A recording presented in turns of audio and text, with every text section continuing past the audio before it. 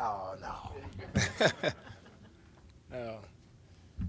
Appreciate you guys, man. We'll just start off just the injury update.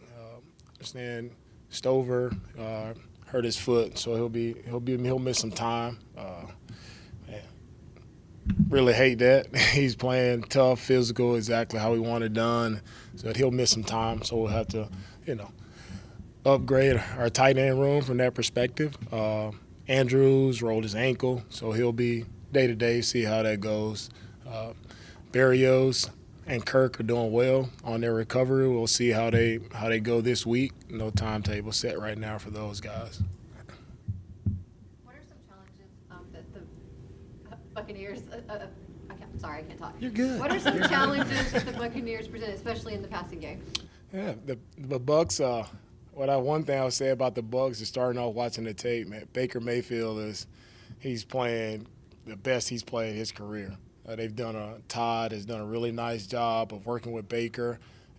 And the passing game, they were first in the league in passing last year, or they were top 5 in pretty much all the major offensive categories last year. And it shows they have weapons at receiver. Mike Evans has done it for a long time, continues to shine. The young kid, Egbuka, has done a really nice job making some explosive plays. He showed up big time for them in their game versus Atlanta. And Baker, he does a really nice job of just moving around, scrambling in the pocket, keeping plays alive. You see toughness, you see grittiness from Baker, which allows their passing game to thrive. I don't want to act like this, the 2023 game has any bearing on today, because it doesn't. But well, you're asking the question, so it does. But I want to preface that first. But what was probably like the fondest memory of that, and did you feel like that kind of helped you all's confidence kind of going into that season and into today too? No, I understand that 2023 game was an outstanding game, probably one of the most memorable games of my head coaching career. It was just unbelievable to have such back and forth play, right? The way Baker played in that game, made some big time plays down the stretch there. They were able to score on us in the red zone, and we get the ball back. Luckily, they scored. We let them score quick enough so we can have a little time left for CJ and the offense to drive down the field. And just remember that drive. It's such a memorable drive. He hits a couple passes short, then we hit Tank on the big 7 route towards their sideline, and then come back the next play, and then we hit Tank, in the end zone. I mean, what a memorable play. One that always resonates in my mind. Just when you see rookies who made the plays that they were able to make at that time, you knew we had something special in those guys. Coach, against another strong defensive front from the Buccaneers, what are some of the things that you observed after watching the Rams game as far as being able to help the offense get going this week? Yeah, another great defensive line, starting with Vita Vea. He's a force in the middle. He does a really nice job run stopping. Also, they drop him back in coverage a little bit too, so he's a very versatile player.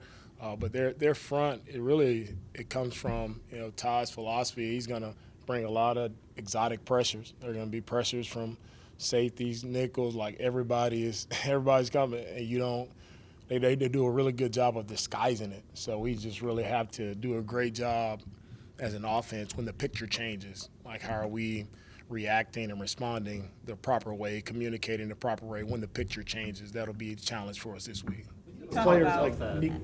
Aziz called himself the emotional regulator of the defense and the team. Is that something Nice. you saw? Yeah, you like that? I thought I like so too. Is that something you saw dating back to San Francisco, and how do you see that manifest itself now today on the sidelines, I guess? Aziz he's matured so much as a leader. For me, working with Aziz as a rookie in 2019 and where he is now, I see so much growth, so much leadership in him. I mean, you want somebody to talk to the team, he's the guy. So if it's the emotional regulator, he does that. He has a really great pulse of the locker room because of his connection with everyone. Like, Aziz is a guy, he can communicate with anyone very well. He can encourage you. He can give you some philosophy. He's a wise young man, and I'm happy to have him in our locker room where he can guide a lot of our players. Can you talk about who that person is for you on offense? Who the emotional regulator is there a guy on offense that, I mean, I know it's a whole team, but is there somebody on offense that does that?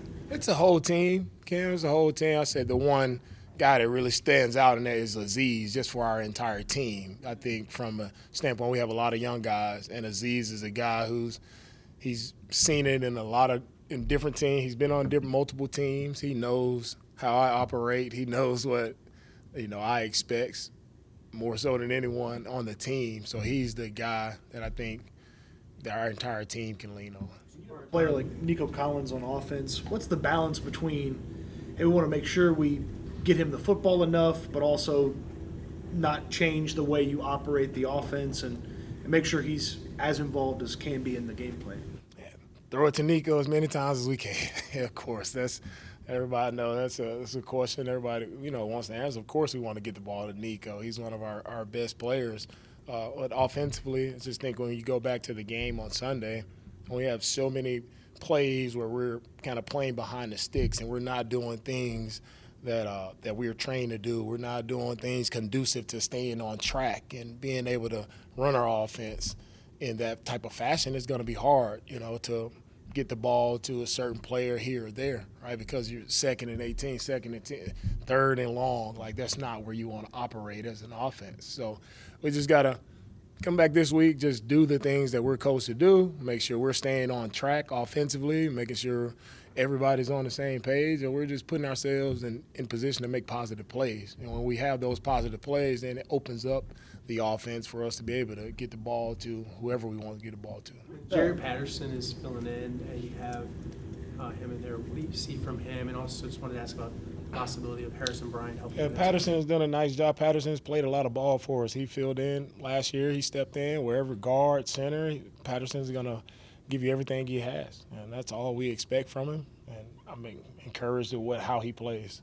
Staying on track and penalties, how much are penalties about discipline and maybe just like overcompensating for not winning your individual matchup? Yeah, so many different penalties happen in that game, so it's like, which penalty you want to talk about? It's you have some penalties where you're being a little too overly aggressive at times. Some penalties are technical where you're trying to be aggressive, hands come up a little bit, so things like that happen in the game, right? But the things you can't control for me are, the pre-snap penalties, right?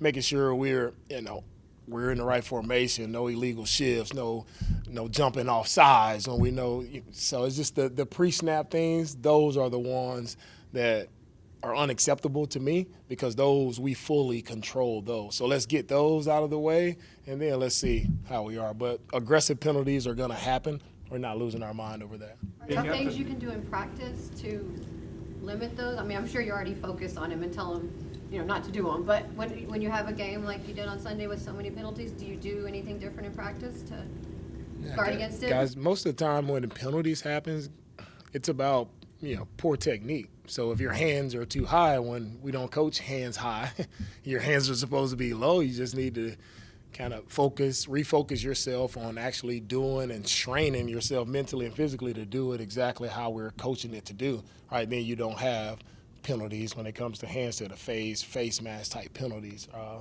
hold-in type penalties, making sure you're in a proper stance, making sure you're playing with low pads. Again, and if you play the right way, then you eliminate some of those just by playing with good technique and fundamentals. After the game, CJ mentioned that he thought that there was lollygagging, not a great week of practice.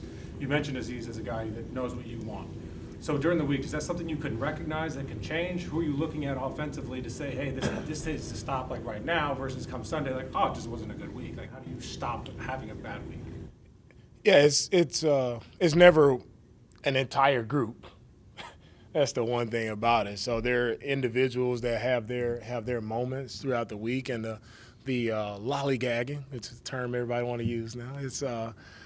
It's for me, it's just our tempo, right, in and out of the huddle, right? We got to get in and out of the huddle quicker so we can get to the line of scrimmage so we can operate and make sure we got checks and things we have to make at the line of scrimmage. Well, to make those checks in a proper manner, right, we got to get out with some urgency. So the urgency piece from everybody has to pick up from the offensive side of the ball, right? The urgency picks up, and we'll be able to operate cleaner when it comes to pre-snap and post-snap. So who What are you looking at to say, like, You're to looking pick at that him. speed You're up? looking at him. I handle everything comes back to me. It's not about me. Oh, I need to talk to a player about doing this or that. We'll get it. We'll get it fixed. It's on me. You said it before during training camp how much the fans here invigorate this team and seeing them and having them be part of training camp and giving their energy to the team. What are you most looking forward to when it comes to, obviously, a home opener can reinvigorate a team coming off a loss in week one? For us, we got to go play the right way, right? Fans show up, be excited about what we do here, but for our fans to be excited about anything we do here in Houston, the Texans have to play better.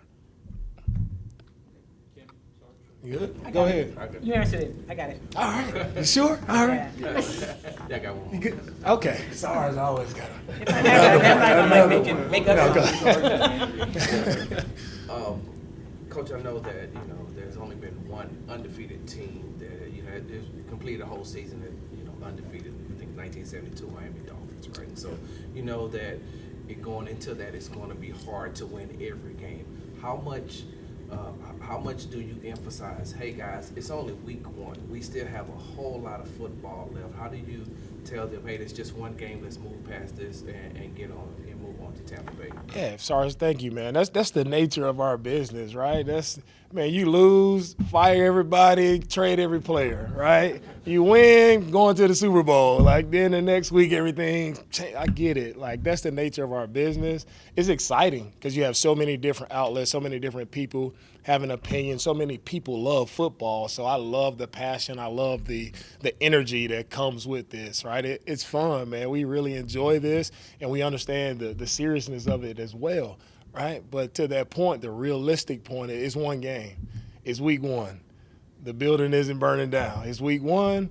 We go back and we fix what we need to fix, come out and do the things that we can control. That's the main emphasis for this week. How can we just control the controllables and press forward? And now, when you have a chance to truly compete, now let's see what happens. All right? It's kind of off kilter, but for a player going into year two, right, that's usually like the first off season where, obviously in college, they go from college to NFL, et cetera. How difficult can that transition be going into year two where now you have all that free time and now you have to figure out how to structure your off season to fit, what you're doing ready for the NFL season versus you going from college and then combine training to OTAs and all that? What's kind of the difficulty in that? Year two for a player in our league is a vital year because the off season is like your first true off season where you're not worried about combine, you're not worried about training. It allows you to fully focus on what do you need to get better at as a football player, right? And you can fill that time by being around the team, training, working on those areas of weakness and improve yourself. So I think that's where you see a lot of guys can take a massive jump from year one to year two because their time is more focused and dialed in on actually football as opposed to just training, right, before you coming in as a rookie. Cool? All right. Thank you, guys.